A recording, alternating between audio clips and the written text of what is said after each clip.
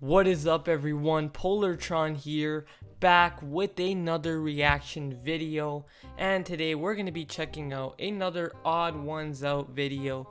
This is the Odd Ones Out, the truth about making cartoons.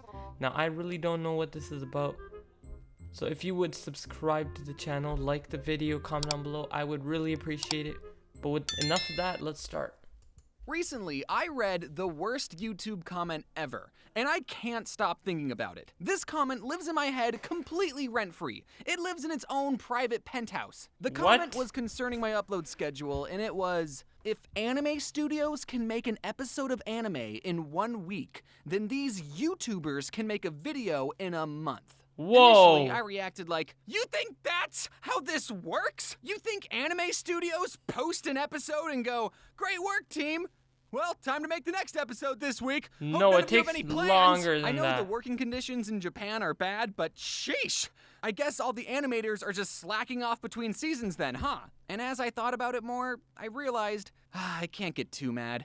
This person is just uneducated about the animation industry and is probably a minor. And then I thought, hey, I know a bit about animation behind the scenes. Maybe I could talk about being an artist and educate people on the animation It's pipeline. not easy. So that way, I won't get any more uneducated comments. For this video, when I say artist, I'm going to be talking about the Google definition of an artist.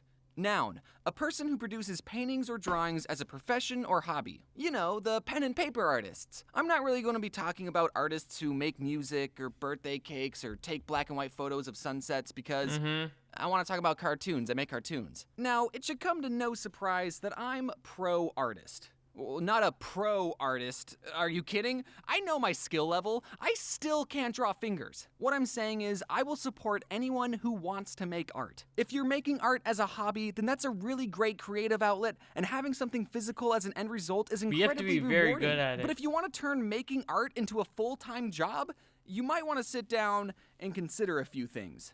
Like, are you sure you don't want to go to law school? The biggest challenge all artists face is they have to eat food to survive. And in this capitalist society, food costs money. So artists are challenged to somehow take being good at making shapes and turn that into money. I know of 4 ways an artist can make a living. The first way is to be so good at art that people will pay money to hang it up in their house. The second option is to make caricature drawings at beaches and tourist traps. The third option is to sell your plasma. And the fourth option, which is the most common option, is to make drawings that people will pay you to make, and do a little bit of option 3 on the side. Some artists will take commissions, which is basically an artist going, hey, I'll draw whatever you want, asterisk, for $100. And people will go, what the art should be free. I was going to give you so much exposure to my 50 Twitter followers.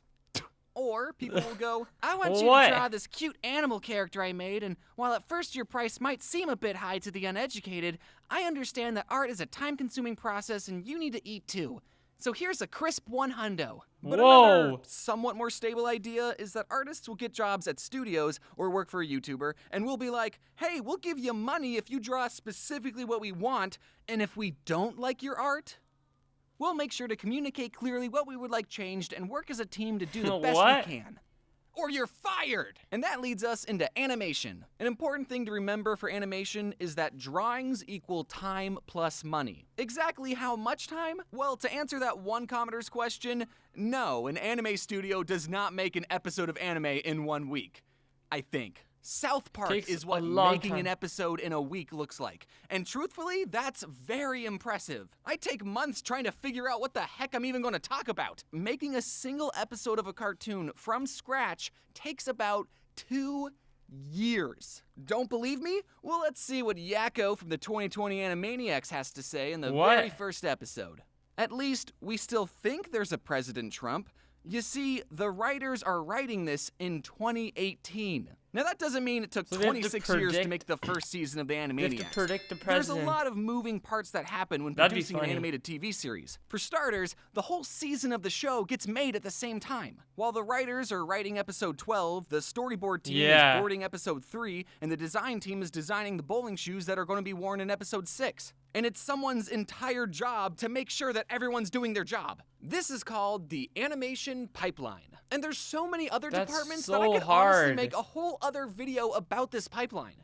If you're interested, I'll do it. But just know that it takes roughly 2 years to make a season of a cartoon show. And that's why when shows reference memes, they're extremely outdated. You know, like a boss. What? It's beautiful, isn't it? This exterior nighttime city skyline background. This background was drawn by one of my background artists, Annie Loomis, and it took 7 hours to make. What? It was used specifically for this clip. If it wasn't for the Cats movie, I would have thought Hollywood knew what they were doing too. It lasted for 4 seconds. 7 hours of work, 4 seconds of content. That is very unimpressive. So before we continue, I'm going to make you all sit and appreciate this background for another 4 seconds so I can double the value of this background. Backgrounds can be a time-consuming process, and the whole purpose of them is to be in the back of the ground. They're not even the focus. So storyboarders will sketch out a scene to set the staging through layout, posing, and character expression. And during this phase, I'm trying to find places where I can reuse backgrounds or take pieces of other backgrounds and Frankenstein monster them together to make an entirely new background. Like how I used the city background to be outside this window, or how I took the buildings from this background, the bushes from this background, and the bench from this background and made an entirely new background. And hopefully, none of you noticed. Am I being cheap? Or cutting corners? Absolutely, but that's the point. That gives another background artist more time to make something else, like this James-themed city skyline. Instead of having to draw 20 different backgrounds of a bedroom. We already have a bedroom, let's just do something else, please. It's not being lazy. You're right. It's getting the most use, the most mileage out of your hard work. I see this next story pop up on Twitter about every month, and it makes me want to stab my eyes out. If you look at this scene from The Jungle Book and this scene from Winnie the Pooh, these two similarly proportioned boys are eerily moving in the exact same way. They are. Wait, was this plagiarized? Did someone from Winnie the Pooh plagiarize The Jungle Book? No. Remember what I said about drawings equal time plus money? Well, back in the old days of animation, before fancy graphics cards and floppy disks, animation frames had to be physically painted onto floppy, transparent sheets called cells. So animated movies were essentially a really long flip book with over 100,000 hand-drawn painted pages. Back then, drawings equaled even more time and even more money. This whole sequence had to not only be drawn 24 times a second, but it also had to have the correct timing to look like a little boy was jumping on rocks. Just because you drew 24 Mowglis doesn't mean they're gonna look good when you play the frames together. So if you're making a cartoon movie in the 70s and you need a scene where a young boy character is just being a dude and throwing rocks, and you need a really climactic fight scene, are you gonna spend the time and money drawing another boy throwing another rock when someone else already did that 10 years ago? Or are you going to reuse the animation the studio already made and then have more time and budget to make an even epicer fight scene? If these movies were from 2 different studios, then yes, that would be a completely different story. But Disney owns this movement of our boy Mowgli, so they're allowed to use that movement on our boy Chris. Turning your art into a full-time job is very difficult. I'm extremely lucky to not only have this opportunity, but to be able to build an amazing team of talented artists to create these cartoons and share them with you. And because of you watching these videos and supporting me, I'm able to reinvest money into the team so we can make better quality content and I can support more artists. It's a win-win symbiotic thing we got going on. So if you ever wanted to get into the art industry, good luck, get drawing, and start putting that portfolio together. It's gonna be way too hard. I hope you all enjoyed. Yeah, that is it. The truth about making cartoons by the Odd Ones Out. That was a very fun video. We learned a lot today.